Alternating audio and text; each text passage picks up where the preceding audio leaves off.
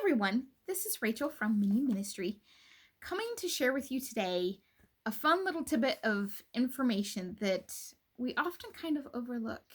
So, I'm sure most of you know the phrase silence is golden. That it's the theory that we need silence, especially as parents. Our kids are talking a mile a minute, or our wives, maybe. Silence is golden. It's something that's highly appreciated. Of course, the other term of that is silence is golden unless you have little kids, and then silence is questionable because that means they're probably doing something they shouldn't be or getting into something, and then you need to go find out what's going on. Well, there are a lot of moments within the biblical account where we find that silence is the given rhetoric. Silence is the answer.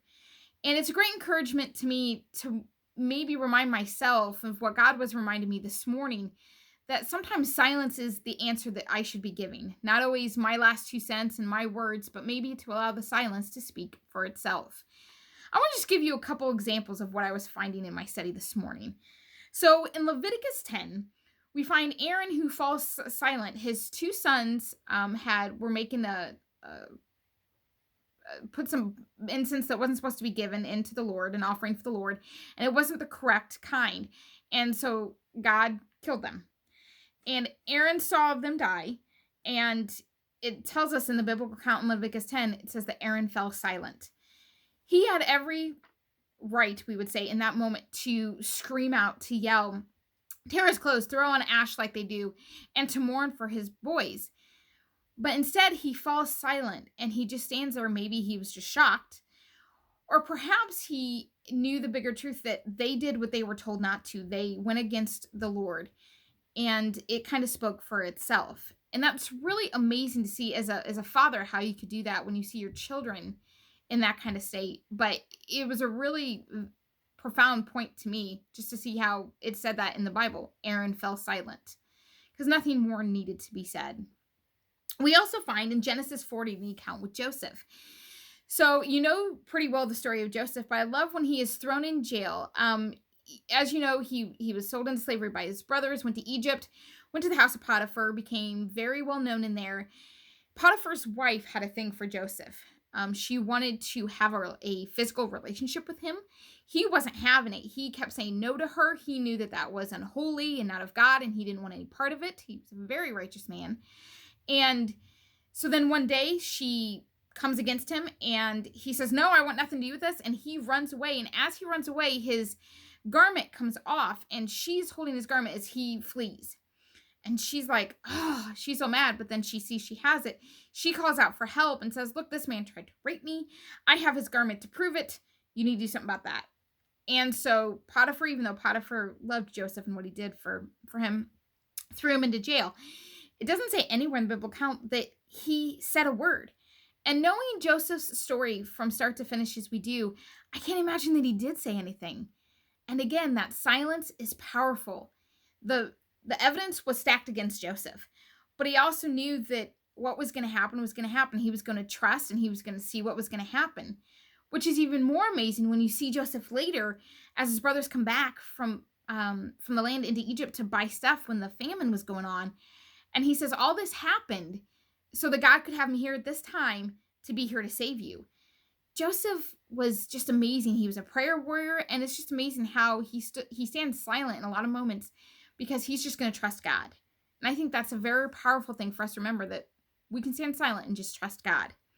In that same line of thinking, we see in Acts 16 of Paul being beaten and arrested, thrown into prison, and through this time, he's being beaten and all these things, which has happened more than once to the poor man. He is silent. He says nothing. And then later on, they're in jail and they're praying and singing, and that's just phenomenal. But what's amazing is that he stood silent. He was beaten, he was arrested, and he just took it. He said not a word. And that is so profound. Can you imagine taking a beating and saying nothing?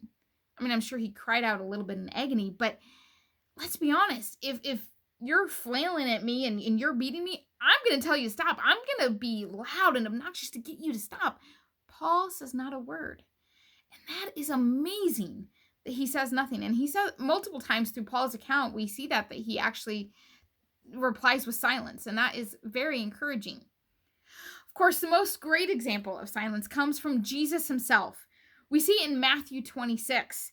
He comes before the religious leaders, and they have arrested him and they are trying him, and they stand before him and they said, "Are you the Son of God? Are you who you say you are? Are you going to rebuild the temple in 3 days again?" And the Bible account again says one sentence that is just phenomenal. Jesus stood there silent. He didn't have to say a word. His silence spoke for him. At this point, Jesus had done his ministry. He had said everything that needed to be said. He did not hide, by this point, who he was. He had taught them everything that needed to be taught. And he also knew that what he was about to endure had to happen. He was going willingly to the cross. So what's really the point of him saying anything, other than in his own defense? But he doesn't need a defense. His silence is the perfect defense, because he's just standing there and he's like, you know what? You've heard me preach, you know all this information, and frankly, I'm doing God's work. It doesn't matter. He let his silence speak for himself. We can take a great lesson from these 4 examples, as well as others throughout the biblical account, that show us how people are silent. It tells us in Isaiah, he stood silent before the accused, right? We too can remain silent. There are times to speak up and there are times to say nothing at all. I think of times when my husband and I may be having a deep discussion or an argument, and he doesn't say anything. And that really irks me, to be honest. I just want him to come back at me with something, frankly, because then I kind of want the last word, and I think he kind of wants the last word. We could go back and forth for hours like that. But sometimes saying nothing is actually saying a lot. When my husband would choose to say nothing in an argument, he's just telling me that he's done. He said everything he can say. And that silence is powerful. And the same goes for our lives. Sometimes silence is highly powerful. We need to think about those moments that when we're in an argument or a discussion, is it really necessary for us to continue speaking? Do we really need to have the last word? And if we are really going to live like Jesus, can we too stand silent before our accusers? Can we let the silence speak for itself? Because in some ways, silence can be deafening, but in other ways, it can be quite convicting. The Bible tells us to be still and know that I am God. One of the greatest things is to just sit and just feel God's holiness and power and spirit work within us. But that can't happen if we're always talking. We need to sit and be still and be quiet and allow his word to do the magic that it is. Allow his work to fully envelope us and to create in us who he needs us to be. Let us be people somewhat of silence. Yes, we have to speak up when necessary, but sometimes the silence will speak for itself. I hope you all have a great and blessed day, and until next time.